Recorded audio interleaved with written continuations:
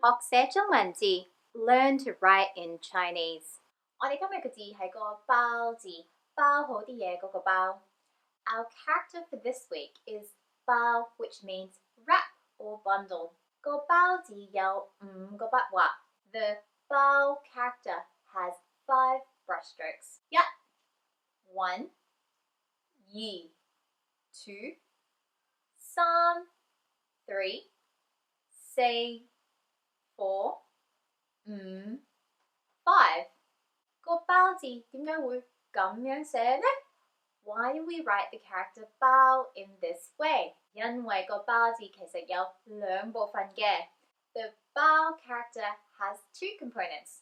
好耐以前啲人寫個包字呢，就其實淨係寫上嗰個橛咋。 A long time ago, to write the Baau character, people used to just write the top part。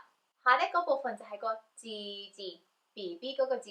The bottom part of the character is the 字 character, which refers to a fetus or baby。 所以個包字就其實係一個圖畫，好似攬實一個 BB 咁樣。